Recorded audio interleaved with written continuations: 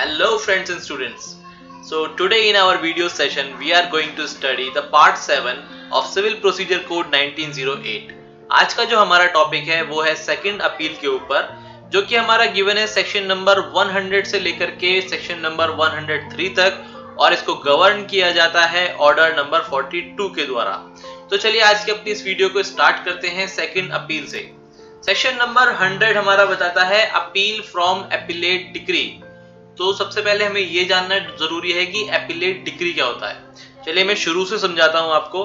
Suppose कीजिए कि आपने एक अपना सूट तैयार करा, जो कि आप अपने एक ट्रायल कोर्ट के पास लेकर के गए। ट्रायल कोर्ट के पास जो लेकर के जाते हैं, वो हमारा एक रूल कहता है कि अगर आप अपना कोई भी सिविल सूट लेकर के किसी कोर्ट के अंदर जा रहे हैं, तो सबसे पहले आप जो लोवेस्ट कोर्ट होगा आपको उसके पास जाना होगा। यानी कि अगर सबसे पहले किसी कोर्ट के पास में जुरिस्डिक्शन है कि सबसे पहले ये वाला कोर्ट डिसाइड करेगा, जो सबसे लोअर कोर्ट है वो डिसाइड करेगा, तो सबसे पहले आपको वहां जाना है। तो बेसिकली हम जो अपना ट्रायल सूट होता है वो सबसे पहले लोअर कोर्ट के पास में लेकर के जाते हैं। लोअर कोर्ट क्या करता है, हमारे उस सूट को सुनता है, पूरा प्रोसीजर को फॉलो करता है, हर एक स्टेप को देखता है, एविडेंस, विटनेसेस, आर्ग्यूमेंट्स, रिकॉर्डिंग्स, सारी चीजों को फाइनलाइज करने के बाद में जब जजमेंट आता है तो फिर एक डिक्री बनती है।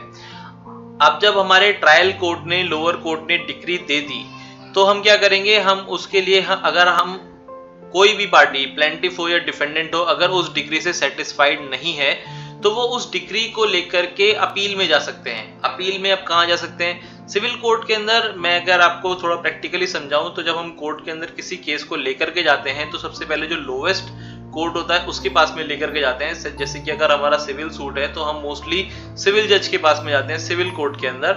और जब सिविल कोर्ट हमें कोई डिक्री दे देता है और उससे हम सेटिस्फाइड नहीं होते, तो हम उसी सेम कोर्ट के अंदर एक डिस्ट्रिक्ट जज भी होता है, डिस्ट्रिक्ट कोर्ट होता है, तब हम उसके पास में जाते हैं। जो वो हमारा जो लोवेस्ट कोर्ट होता है वो सबऑर्डिनेट होता है उस डिस्ट्रिक्ट जज का।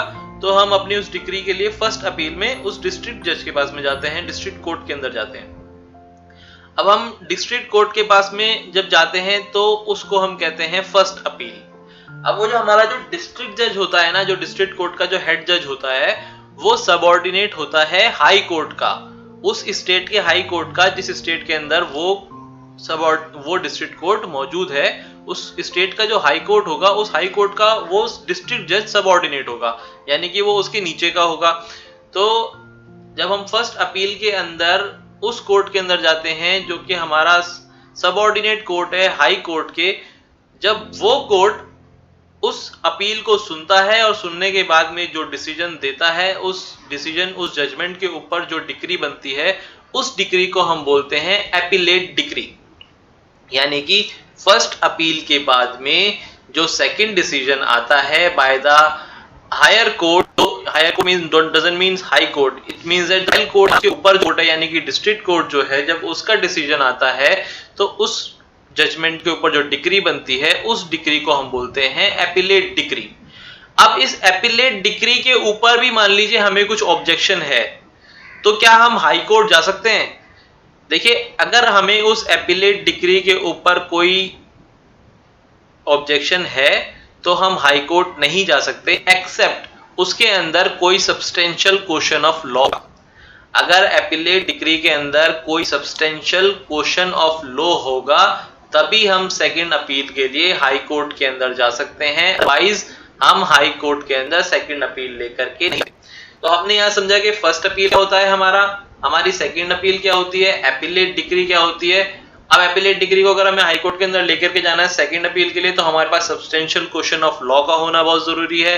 अब सब्सटेंशियल क्वेश्चन ऑफ लॉ क्या होता है, सबसे इंपॉर्टेंट चीज ये है इसके अंदर जानना कि सब्सटेंशियल क्वेश्चन ऑफ लॉ क्या होता है। सब्सटेंशियल क्वेश्चन ऑफ लॉ ये होता है कि मान लीजिए कि आप जो केस है वो मेरिट पे डिसाइड नहीं हुआ, तो उसकी जो डिग्री आई है वो मेरिट पे डिसाइड नहीं हुई, उससे आपका जो केस है वो अफेक्ट हुआ है, और आपको जो डिग्री है उसके अंदर ऑब्जेक्शन है। अब ये मेरिट्स पे डिसाइड नहीं हुआ, ये कैसे देखेंगे? इसको देखने के लिए हम ये चीज समझते हैं कि मान लीजिए कि कोई ट्रायल कोर्ट है, उसका जो एपिलेट कोर्ट है उसने एक डिग्री पास की है, लेकिन उसने जो ट्रायल कोर्ट हो या एपिलेट कोर्ट हो, उन दोनों ने अगर कोई भी डिग्री पास की है, पास तो की है, लेकिन उन्होंने जो एसेंशियल एविडेंस थे उनको कंसीडर नहीं करा। और डिग्री को पास कर दी। तो भाई ये मेरिट पर तो नहीं हुआ ना, क्योंकि सारे के सारे एविडेंस जब तक कंसीडर ना किए जाएं और उससे पहले ही आप एक डिग्री सुना दो तो उसको मेरिट पे डिसाइड हुआ नहीं मानेंगे। तो वहां पर एक substantial question of law arise होता है। मान लीजिए कि कोई भी एक पार्टी है जिसके ऊपर बर्डन ऑफ प्रूफ होना चाहिए था, लेकिन कोर्ट ने जो है वो दूसरी पार्टी के ऊपर बर्डन ऑफ प्रूफ को एनालाइज करके उसको बोल दिया कि आपको प्रूफ करना है, आपके ऊपर बर्डन ऑफ प्रूफ है। तो यहाँ पर भी ये मेरिट के ऊपर डिसाइड नहीं हुआ, जो एक सब्सटेंशियल क्वेश्चन ऑफ लॉ जो है हमारा यहाँ पर भी अराइज होता है।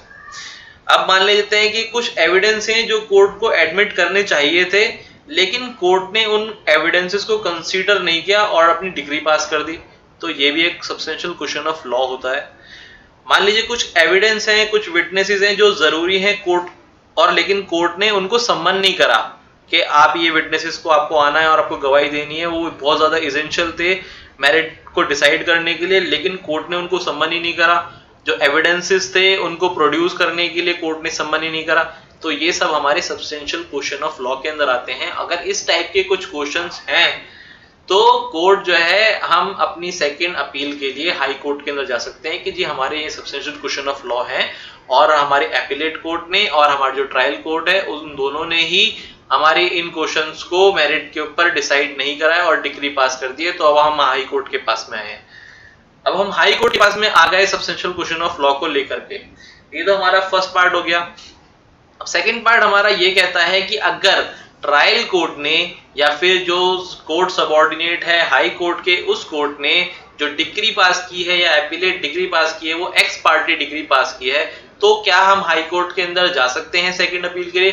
तो आंसर है बिल्कुल जा सकते हैं हम सेकंड अपील में। अगर एपिलेट कोर्ट ने, अगर ट्रायल कोर्ट ने जो डिग्री पास की है वो एक्स पार्टी है, तो हम सेकंड अपील के लिए हाई कोर्ट के अंदर बिल्कुल जा सकते हैं। अब हमारे सेक्शन 100 का सबसेक्शन 3 ये कहता है कि जब हम हाई कोर्ट के अंदर जाएंगे तो हमें एक मेमोरेंडम पेश करना होगा जिसके अंदर हमारे substantial question of law memorandum के रूप में लिखे होने चाहिए। सबसेक्शन 4 हमारा कहता है कि जब हमारा हाई कोर्ट सेटिस्फाइड हो जाएगा कि हाँ सब्सटेंशियल क्वेश्चन ऑफ लॉ इसके अंदर है, तो हमारा हाई कोर्ट क्या करेगा, उन क्वेश्चंस को फॉर्मुलेट कर देगा। सबसेक्शन 5 हमारा ये कहता है कि जब हमारे वो क्वेश्चंस फॉर्मुलेट हो जाएंगे तो जो हमारा रिस्पोंडेंट होगा उसको चांस दिया जाएगा कि आप अब इन क्वेश्चंस के ऊपर आर्ग्यूमेंट कीजिए। तो उसके बाद में जो है हमारा हाई कोर्ट डिसाइड करेगा आगे की डिग्री को। इसका प्रोविजो ये कहता है nothing in this subsection shall be deemed to take away or abridge the power of high court to hear for reason to be recorded the appeal on any other substantial question of law. तो कोई भी subsection जो है हमारे high court को रोकता नहीं है किसी और सब्सटेंशियल क्वेश्चन ऑफ लॉ के ऊपर उसको फॉर्मुलेट करने के लिए, इफ इट इज सेटिस्फाइड। अब हमारा सेक्शन नंबर 100A क्या कहता है? सेक्शन नंबर 100A हमारा ये कहता है no further appeal on certain cases. कौन कौन से केसेस के ऊपर फर्दर अपील नहीं हो सकती? अगर हमारी जो अपील है उसको हर्ड करी है, सुनी है और डिसाइड करी गई है बाय द सिंगल जज of high court. By the single जज ऑफ हाई कोर्ट ने अगर हमारी अपील को सुन के डिसाइड कर दिया है तो उसके ऊपर अब कोई भी अपील लाए नहीं करती। ठीक है ना? अगर अपील लाए करती है तो इसका प्रोविजन कहता है notwithstanding anything contain in any letter patent for any high court. अगर कोई लेटर पेटेंट है हाई कोर्ट का या फिर कोई इंस्ट्रूमेंट है जो कि टाइम बीइंग इन फोर्स है, फोर्स ऑफ लॉ में है, तो उन दोनों को छोड़ करके अगर कोई भी हमारे सिंगल जज ऑफ हाई कोर्ट ने किसी अपील को हर्ड करके डिसाइड करी है तो उसके ऊपर कोई भी अपील लाए नहीं करती। ठीक है ना? तो ये बात हमारा कहता है सेक्शन नंबर 100A। अब हमारा सेक्शन नंबर 101 क्या कहता है? वो कहता है कि second appeal on no other ground. अभी हमने सेक्शन नंबर 100 के अंदर पढ़ा कि सब्सटेंशियल क्वेश्चन ऑफ लॉ का होना जरूरी है। अगर वो नहीं होता तो आप कोई सेकंड अपील के लिए नहीं जा सकते। वही चीज हमारा सेक्शन 101 कहता है कि no appeal shall lie except on the ground mentioned in section 100। तो वो एक एक्स पार्टे वाला हमारा ग्राउंड था और एक सब्सटेंशियल क्वेश्चन ऑफ लॉ वाला ग्राउंड था। अगर वो दोनों ग्राउंड्स हैं तो ठीक है, नहीं तो आप कोई तीसरा ग्राउंड लेकर के सेकंड अपील के लिए हाई कोर्ट के अंदर नहीं जा सकते। इतनी सी बात हमारा सेक्शन 101 कहता है। सेक्शन 102 क्या कहता है? सेक्शन 102 क्या हमारा कहता है no appeal in certain cases. कौन से केसेस के अंदर कोई सेकंड अपील नहीं होती? सपोज कीजिए हमारा जो एपिलेट जो कोर्ट था जिसने एपिलेट डिक्री दी है, उस डिक्री के अंदर जो रिकवरी का अमाउंट है वो 25,000 से को एक्सीड नहीं करता, सिर्फ 25,000 या उससे कम है। अगर 25,000 रुपए तक की सिर्फ रिकवरी का मामला है तो उससे अगर उतना है और वो उसको एक्सीड नहीं करता है तो आप हाई कोर्ट के अंदर सेकंड अपील के लिए नहीं जा सकते। ये बात हमारा सेक्शन 102 कहता है। सेक्शन 103 क्या कहता है? सेक्शन 103 ये कहता है कि कोर्ट के पास में पावर है, हाई कोर्ट के पास पावर है डिटरमाइन करने के लिए इशू ऑफ फैक्ट्स।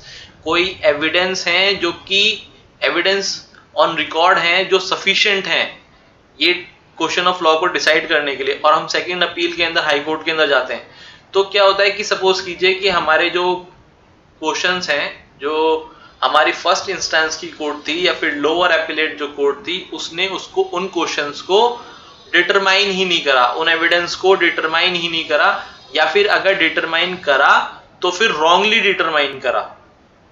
जो हमारी लोअर एपिलेट कोर्ट है और जो हमारी फर्स्ट इंस्टेंस की जो लोअर कोर्ट है, उन दोनों ने अगर किसी क्वेश्चन को, किसी एविडेंस को डिटरमाइन ठीक तरीके से नहीं करा या फिर डिटरमाइन ही नहीं करा तो हमारे हाई कोर्ट के पास में पावर है कि उसको डिटरमाइन करके और जो नेसेसरी डिस्पोजल होगा अपील का वो करे। तो ये था हमारा सेक्शन नंबर 103। अब जो हमने सेक्शन नंबर 100 से लेकर के 103 के अंदर पढ़ा, उसी चीज को किस तरीके से गवर्न करना है वो सब कुछ गिवन है हमारा ऑर्डर नंबर 42 के अंदर। तो अगर आप 42 को देखेंगे तो आपको इजीली समझ में आ जाएगा अगर आपने हमारी ये वीडियो देख ली है तो। आई होप आपको सेक्शन नंबर 100 से लेकर के 103 तक पूरा समझ में आ गया होगा। अगर आपको वीडियो अच्छी लगी है तो प्लीज वीडियो को लाइक करें, शेयर करें, कमेंट करें और चैनल को सब्सक्राइब करना ना भूलें। Thank you.